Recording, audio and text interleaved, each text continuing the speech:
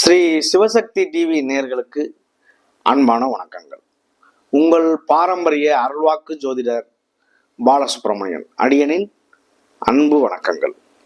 என்றும் குருவழியில் குருவை நேசிப்போம், குருவை போற்றுவோம். இப்ப நம்ம எதை பத்தி பார்க்க போறோம் அப்படின்னா, அக்டோபர் மாத பலன். நம்ம தொடர்ச்சியா மாத பலன் கொடுத்துக்கிட்டே இருக்கோம். ஆங்கில மாத பலன், தமிழ் புத்த மாத பலன் எல்லாமே வரிசையா நம்ம கொடுத்துட்டு இருக்கோம். இப்ப நம்ம இந்த மாத பலனாகப்பட்டது அக்டோபர் மாத பலன். இந்த அக்டோபர் மாதத்துல பாத்தீங்க அப்படின்னா, அக்டோபர் 1/10/2024 புரட்டாசி மாசம் 15ஆம் தேதி செவ்வாய்க்கிழமை. இது இந்த மாசம் பிறக்கிறது அக்டோபர் மாதம். இந்த கிரகங்களுடைய அடிப்படையில பாத்தீங்க அப்படின்னா, ரிஷபராசியில குரு பகவான் இருக்காரு, செவ்வாய் பகவான் மிதுனத்துல இருக்காரு, சூரியன் புதன் கேது கன்னி வீட்டுல இருக்காரு, ஆட்சி பலம் பெற்று துலாம்ல பாத்தீங்க அப்படின்னா சுக்கிரன் இருக்காரு, ஆட்சி பலம் பெற்று சனி பகவான் கும்ப வீட்டுல வக்ரம் பெற்று இருக்காரு, ராகு பகவான் மீன வீட்டுல இருக்காரு. இந்த கிரகங்களுடைய அடிப்படையில இந்த மாதத்துல வரக்கூடிய ஒரு எல்லாமே விசேஷங்கள் பாத்தீங்க அப்படின்னா, மாகாளய அமாவாசை, அதாவது 2ஆம் தேதியே வருது. இந்த மாகாளய அமாவாசை அப்படின்னா என்ன அப்படிங்கிறத விரிவா நம்ம வீடியோவில் பார்ப்போம். இப்போ இதுல பாத்தீங்க அப்படின்னா 3ஆம் தேதி நவராத்திரி ஆரம்பமாகுது. அந்த நவராத்திரி அப்படிங்கிறது பாத்தீங்க அப்படின்னா கொலு வச்சு கொண்டாடுவாங்கல்ல, இது பாத்தீங்க அப்படின்னா நவராத்திரி ஆரம்பம்.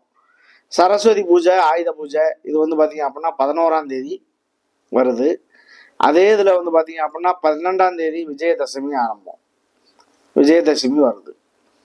31ஆம் தேதி பாத்தீங்க அப்படின்னா தீபாவளி ஆரம்பம். இந்த தீபாவளி இந்த மாதத்துல வரக்கூடிய இந்த நாள்கள் முக்கியமான நாட்கள் இது. அதனால இதை நம்ம தெரிஞ்சுக்கிறோம். இந்த 12 ராசிக்குமே பாத்தீங்க அப்படின்னா இந்த கிரகங்களுடைய அடிப்படையில இந்த மகாலய அமாவாசை என்ன அப்படிங்கிறத நான் விரிவா சொல்றேன். இந்த கிரகங்களுடைய அடிப்படையில ஒவ்வொரு ராசிக்குமே எப்படிப்பட்ட பலனை கொடுக்கும், அதாவது நீண்ட நாள் பயணம் செய்யக்கூடிய கிரகங்களான ராகு கேது, சனி பகவான், குரு பகவான் இதெல்லாம் எப்படி பயணம் செய்யுது அப்படிங்கிறத வச்சு நம்ம வருஷ பலன் அந்த மாதிரி நம்ம எடுக்கிறோம். மாதத்துல பயணம் செய்யக்கூடிய கோள்கள் சூரியன், சுக்கிரன், புதன், சந்திரன், செவ்வாய். 45 நாள் பயணம் செய்யக்கூடிய கிரகம். புதன் பாத்தீங்க அப்படின்னா 25 நாள், 22 நாள், 28 நாள் இதுக்குள்ள அப்படி பயணம் செய்யக்கூடிய கிரகம். ஆனா ஒவ்வொன்றையும் நம்ம பாத்தீங்க அப்படின்னா துல்லிதமா சொல்லல, மாத கோள்கள்னு சொல்றோம். இப்படி பயணம் செய்யக்கூடிய கோள்கள்னால என்ன பலன், அதாவது நீண்ட நாள் பயணம் செய்யக்கூடிய கிரகங்கள் என்ன பலனை கொடுக்குமோ அந்த நாளையில இந்த கிரகங்கள் ஒரே மாசத்துல அள்ளி கொடுக்கக்கூடிய ஒரு காலம் தான் மாத பலன். அதை நம்ம இந்த 12 ராசிக்குமே எப்படி இருக்கும் அப்படிங்கிற ஒரு விஷயத்த விரிவா பார்க்க போறோம். அன்பார்ந்த மேச ராசி அன்பர்களே, மேச ராசி இந்த கால சக்கரத்தின் முதல் ராசி. இந்த முதல் ராசி அப்படிங்கிறது பாத்தீங்க அப்படின்னா, இந்த மேசம் அப்படிங்கிறது, இந்த மேச ராசி நெருப்பு ராசி, சரராசி இதெல்லாமே பாத்தீங்க அப்படின்னா செவ்வாய் இதனுடைய ராசிநாதன். உங்களுடைய இந்த செவ்வாய் ராசிநாதன் பாத்தீங்க அப்படின்னா உங்களுக்காக 3ஆம் இடத்துல போய் இந்த அக்டோபர் மாத பலன் நம்ம பார்த்துக்கிட்டு இருக்கோம். உங்களுடைய ராசிநாதன் 3ஆம் இடத்துல இருக்காரு. 3ஆம் இடமான முயற்சி ஸ்தானத்துல இருந்து உங்களுடைய 6ஆம் இடத்தை 4ஆம் பார்வையா பாக்குறாரு. இந்த குருவாகப்பட்டவர் பாத்தீங்க அப்படின்னா உங்களுக்கு 9க்கும் 12க்கும் உள்ள அதிபதி. குரு பார்த்தால் கோடி நன்மை. இருக்கிறதுலே சுப கிரகம், நல்ல கிரகம் அப்படின்னா தேவர்களுக்கெல்லாம் குரு. அப்ப தேவகுரு, இந்த தேவகுருவினுடைய பார்வை என்பது மிக சிறப்பு. அவர் உங்களுக்காக 2ஆம் இடத்துல இருந்து தனஸ்தானம், வாக்குஸ்தானத்துல இருந்து உங்களுடைய 6ஆம் இடத்தை பாக்குறாரு 5ஆம் பார்வையா, உங்களுடைய 8ஆம் இடத்தை 7ஆம் பார்வையா பாக்குறாரு, உங்களுடைய 10ஆம் இடமான தொழில் ஸ்தானத்தை 9ஆம் பார்வையா பாக்குறாரு. அப்ப எப்படி இருக்கும் உங்களுடைய செயல்பாடு? அதாவது இந்த அக்டோபர் மாதம் என்பது 1/10/2024 ஆனால் இந்த குருவாகப்பட்டவர் 9/10/2024 வக்ரமாகிறார். ஒரு கிரகம் வக்ரமோ நீசமோ அஸ்தமனமோ திதி சூன்யமோ இதுக்குள்ள அகப்பட்டால் அவர்களுக்கு பாத்தீங்க அப்படின்னா குரு தசையோ குரு புத்தியோ குரு அந்தரமோ சுட்சமோ நடந்தால் பிரச்சனைகள் ஏற்படும். இல்லை அப்படின்னா பயப்பட வேண்டியதில்லை. இந்த 12 ராசிக்குமே அதே மாதிரிதான். சனி பகவான் வக்ரத்துல இருக்காரு. உங்களுடைய 11ஆம் இடத்துல இருந்து உங்களுடைய ராசியை 3ஆம் பார்வையா பாக்குறாரு. அவருமே வக்ரம் பெற்று இருக்காரு. ஒரு கிரகம் வக்ரம் பெறுதுன்னா என்ன முதல்ல தெரிஞ்சுக்கணும். மேக்சிமம் எல்லாருக்கும் தெரிய வாய்ப்பு உண்டு. சூரியனை மையமா வச்சு இயங்கக்கூடிய கோள்கள் தான் எல்லாமே. சூரியனை மையமா வச்சு இயங்கக்கூடிய கோள்கள் பாத்தீங்க அப்படின்னா இந்த சூரியன், புதன், சுக்கிரன், பூமி இது எல்லாம் அப்படி வரிசையா கடைசியில குரு, புத, சனி எல்லாம் இந்த கிரகங்கள் சூரியனை சுத்தி வர்றதுக்கு பாத்தீங்க அப்படின்னா 12 வருடங்கள் எடுத்துக்குது இந்த குரு பகவான். ஆனா ஒரே வருஷத்துல சுத்தி வந்துடுது பூமி. அப்ப வேகமா சுத்தும் பொழுது அந்த கிரகத்தினுடைய கதிர்வீச்சுக்கள் பாத்தீங்க அப்படின்னா கிடைக்கிறது இல்லை. இந்த கிரகம் பூமி முன்னாடி போயிடுது, குரு வியாழன் கிரகம் பின்னாடி நிக்குது. அப்ப அந்த வியாழன் கிரகத்தினுடைய கதிர்வீச்சுகள் பூமியில படுறதில்லை. பூமிக்கு கிடைக்காம இருக்கிறதுனால நமக்கு அந்த கதிர்வீச்சுகள் கிடைக்கிறது இல்லை. அப்படி கிடைக்காத ஒரு காலகட்டம் தான் அந்த வக்ரம்னு சொல்றோம். ஆனா அந்த கோள்களுமே பயணிச்சுக்கிட்டு தான் இருக்கு. அது மெதுவா பயணிக்குது, இது வேகமா பயணிக்குது. அப்ப இந்த நேரம் தான் வக்ரகதி காலம்.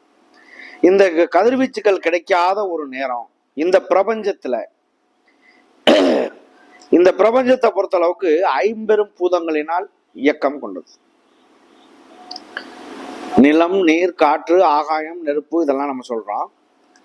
இந்த 50 பூதத்தினால் இந்த கிரகங்களுடைய அடிப்படையில கதிர்வீச்சுக்கள் நமக்கு கிடைச்சு அதனுடைய அடிப்படையில தான் நமக்கு இயங்குது. இந்த 1வது இடம், 2வது இடம், 3வது இடம் இங்க இருந்து இத நமக்கு பார்வைப்பட்டா இப்படி ஜனன ஜாதகம், விதி ஜாதகத்துல உங்களுடைய ஜாதக அமைப்புல எங்கெங்க இருந்து உங்களுடைய லக்னாதிபதியோ ராசிநாதனோ நல்லா இருந்து உங்களுடைய கிரகங்களுடைய அணுக்கிரகம் எல்லாம் நல்லா இருந்துச்சு அப்படின்னா பூரண ஜாதகமா இருக்கு அப்படின்னா உங்களுடைய வாழ்க்கையில பிறப்பு முதல் இறப்பு வரை அந்திம காலம் வரை வாழ்க்கையில் செல்வ செழிப்போடு வாழ்வார் ஒரு ஜாதகர். லக்னாதிபதி கெட்டு போச்சு, ராசிநாதன் கெட்டு போச்சு, குரு வக்ரம், சனி வக்ரம், திதி சூன்யத்துக்குள்ள லக்னம் அகப்பட்டு போச்சு, எதா இருந்தாலும் அது ஒரு வகையில பாதிப்பை உண்டு பண்ணும். இடையில கொடுக்கக்கூடிய தசாபுத்தியா இருந்தாலும் சரி, கோச்சாரமா இருந்தாலும் சரி, ஆரம்பம் நல்லா இருந்தா தான் அதுவும் நல்லா இருக்கும். ஆனா இடையில நல்லா இருந்தாலும் அந்த காலகட்டங்கள் மிச்சப்படுத்துறதுக்கான ஒரு வழி வாய்ப்புகள் கூட கிடைக்காம போயிடும் ஒரு சில நேரத்துகள்ல ஒவ்வொரு ஜாதக அமைப்புக்கும். அப்ப அந்த மாதிரி நேரம் கடைசி காலம் வரைக்கும் கஷ்டப்பட்டு வாழ்க்கையில அந்திம காலம் வரைக்குமே அவருடைய சாவு என்பது ஒரு வாடகை வீட்டிலேயே வாழ்ந்துட்டு வாடகை வீட்டிலேயே செத்துட்டு போயிடுவார். அப்ப அதனுடைய வாழ்வுக்கு என்ன ஒரு நிர்ணயம் சொல்லுங்க? அதாவது செல்வ செழிப்போடு வாழ்ற ஒரு மனிதனும் உண்டு, வாழ்க்கையே போராட்டமா வாழக்கூடிய ஒரு மனிதனும் உண்டு. ரெண்டுக்குமே கிரகங்களுடைய அடிப்படை தான் தவிர வேற எந்த மாற்றமும் இல்லை. வாழ்க்கையில நீங்க அடிமை வேலை தான் பார்க்கணும்னு ஒரு விதி இருக்கு அப்படின்னா அடுத்த இடத்துல கவர்மெண்ட்ல வேலை பார்த்தாலும் அது அடிமை வேலை தான். கவர்மெண்ட்டுமே ஒருத்தர் கீழே ஒருத்தர் அந்த மாதிரி தான். அப்படி வேலை பார்க்கக்கூடிய நபர்களுக்கு பாத்தீங்க அப்படின்னா சுயமா தொழில் பண்ணணும்னு நினைக்கக்கூடாது. வேலை பார்க்கக்கூடிய நபர்கள் வேலையில ப்ரமோஷன், அதாவது சம்பள உயர்வு, வேலையில நல்ல பேர் எடுக்கிறது, இப்படிப்பட்ட உயர்வுகளை சந்திச்சு நல்ல நிலைமைக்கு வந்துடுவார். ஆனா அவர் தொழிலுங்கிற ஒரு ஸ்தானத்துக்கு போறாரு அப்படின்னா இதை விட கூட சம்பாதிக்கலாம் அப்படின்னு நினைச்சு கூட போலாம்ல. அப்படி நினைச்சு போறாரு அப்படின்னா அது ஒரு வகையில பாதிப்பை உண்டு பண்ணும். கடன் சூழ்நிலை ஏற்பட்டு ரொம்ப சூழ்நிலை தடுமாறிலாம் போறாங்கல்ல, கடன் சூழ்நிலை மாற்றாங்கல்ல, இந்த மாதிரி சூழ்நிலைலாம் அதுதான்.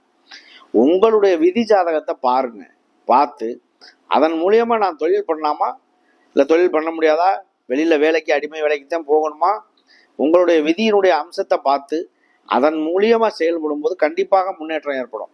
அதுல எந்த குறைபாடும் இருக்காது. இதை பொறுத்தளவுக்கு வந்து பாத்தீங்க அப்படின்னா நீண்ட நாள் பயணம் செய்யக்கூடிய கிரகங்களான சனி பகவான், ராகு கேது, குரு பகவான், இதை வச்சு வருட பலனா எடுக்கிறான்.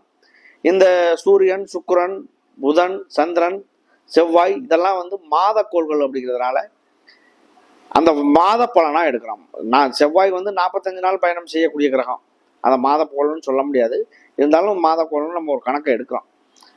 அப்படி எடுத்து பண்ணும்போது நீண்ட நாள் பயணம் செய்யக்கூடிய கிரகங்கள் என்ன பலனை கொடுக்குமோ அதே பலனை அள்ளி கொடுக்கக்கூடிய ஒரு காலகட்டம் இந்த மாத கோள்களுக்கும் உண்டு. கோச்சாரம் நல்லா இருக்கணும், தசாபுத்தி நல்லா இருக்கணும், விதிஜாதகம் நல்லா இருந்தா திடீர் அதிர்ஷ்டம், யோகம் இந்த மாதிரிலாம் கிடைக்குது இல்லை. ஒரு சிலருக்கு வந்து அதிர்ஷ்டம், லாட்டரி சீட் அடிக்குது, இந்த மாதிரிலாம் கூட கிடைக்கிறதுக்கு வாய்ப்பு உண்டு. அவரவருடைய கர்ம வினை என்னவோ அதுதான். முன் ஜென்மத்துல என்ன கர்மா எடுத்து நல்லது பண்றோமோ இந்த ஜென்மத்துல வாழ்க்கை வந்து செல்வ செழிப்போடு வாழ்வோம். நல்ல குறையில்லாத வாழ்க்கை, நிம்மதியான வாழ்க்கை, குழந்தை பேரு எல்லாமே வந்து பாத்தீங்க அப்படின்னா கிடைக்கணும். ஒரு மனிதனுக்கு வந்து பாத்தீங்க அப்படின்னா குழந்தை பேரு என்பது 5ஆம் இடத்தை குறிக்கும். அந்த 5ஆம் இடம் பூர்வ புண்ணிய ஸ்தானம் நல்லா இருந்துச்சு அப்படின்னா எந்த விதமான குறைபாடுகள் வராது. 5ஆம் இடத்து அதிபதியும் நல்லா இருக்கணும், அவர் நிற்கக்கூடிய சாரமும் நல்லா இருக்கணும், எல்லாமே நல்லா இருந்தா எந்த விதமான குறைபாடுகள் வருவதில்லை. உங்களுக்கு 2ஆம் இடத்துல இருக்கக்கூடிய குரு பகவான் உங்களுடைய 6ஆம் இடமான சத்துருஸ்தானத்தை பார்க்கிறாரு 5ஆம் பார்வையா. நோய் நொடி, எதிரி, கடன்.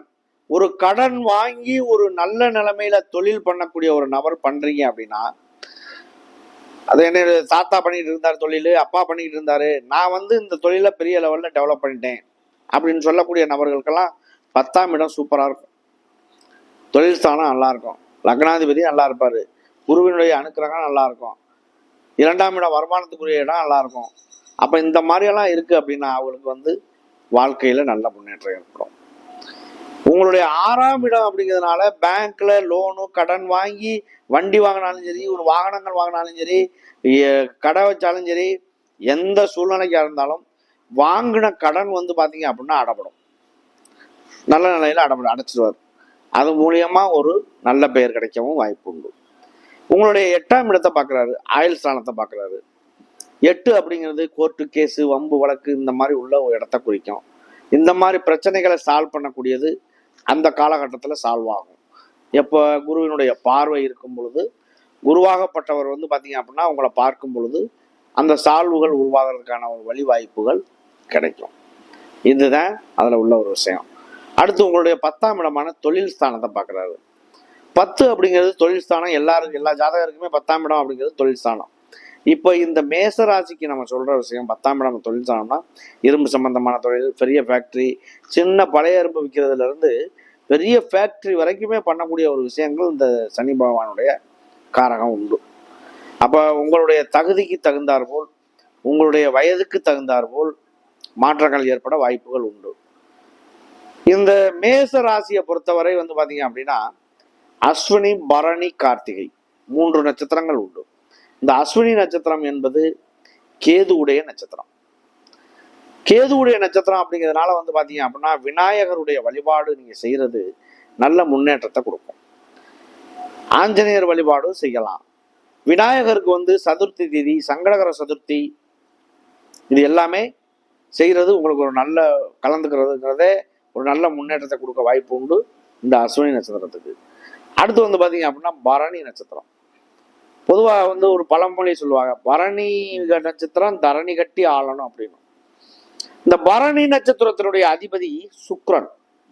அந்த சுக்கிரன் ஆட்சி பலமோ, உச்ச பலமோ, இல்லை குருவினுடைய பார்வையிலையோ, இல்லை 1-9 சுபஸ்தானத்திலேயோ, பாக்கியஸ்தானங்கள்ல இந்த மாதிரியெல்லாம் இருந்தால் அவங்களுடைய வாழ்க்கையில் ஆரம்பம் முதல் அந்திம காலம் வரை நல்ல செல்வ செழிப்பா இருக்கும். எந்த விதமான குறைபாடு சொல்லிட முடியாது. நல்ல மனைவி இருக்கும். மனைவி எப்படிப்பட்ட சுபாவத்துல வரும் அப்படிங்கிறத கண்டுபிடிச்சுக்கலாம். அப்ப இந்த மாதிரி ஒரு விஷயங்கள்லாம் வந்து பரணி நட்சத்திரம். ஒருவருக்கு கடைசியா ஒரு குழந்தை பிறக்குது பரணி பூரம் பூராடத்துல, அது குட்டி சுக்கிரன், குடிய கெடுக்கும்னு சொல்லுவாங்க. குட்டி சுக்கிரனுக்கு வந்து சுக்கிரன் என்ன நிலைமையில இருக்காருங்கிறத பார்க்காம சொல்லிடக்கூடாது. உங்களுடைய லக்னாதிபதி எப்படி இருக்காருன்னு பார்க்காம சொல்லிடக்கூடாது. ராசிநாதன் எப்படி இருக்காருன்னு பார்க்காம சொல்லக்கூடாது. குருவினுடைய பார்வை இருக்காங்கிறத பார்க்கணும். அப்போ இந்த மாதிரியெல்லாம் ஒரு நல்ல நேரங்கள், நல்ல அனுக்கிரகங்கள் இருக்குது அப்படின்னா உங்களுடைய வாழ்க்கையில் செல்வ செழிப்போடு தான் வாழ்வீங்க. இதில் எந்த விதமான குறைபாடுகள் இருக்காது. அடுத்து கார்த்திகை நட்சத்திரம். கார்த்திகை நட்சத்திரம் வந்து பார்த்தீங்க அப்படின்னா கார்த்திகை, உத்திரம், உத்திராடம். இது சுக்கிரனுடைய பரணி நட்சத்திரத்துக்கு மகாலட்சுமி வழிபாடு. இந்த பரணி நட்சத்திரத்துக்கு மகாலட்சுமி வழிபாடு பண்ணீங்க அப்படின்னா வாழ்க்கையில முன்னேற்றங்கள் ஏற்படும். கார்த்திகை நட்சத்திரம் வந்து சூரியனுடைய நட்சத்திரம். சூரிய பகவான் வந்து பார்த்தீங்க அப்படின்னா சூரியன் அப்படின்னா அதிதேவதை சிவனை குறிக்கும். இந்த கார்த்திகை நட்சத்திரக்காரர்கள் எப்பவுமே தனக்குன்னு ஒரு இடத்தை வகுத்து அதில் வாழக்கூடிய ஒரு நபர்கள்.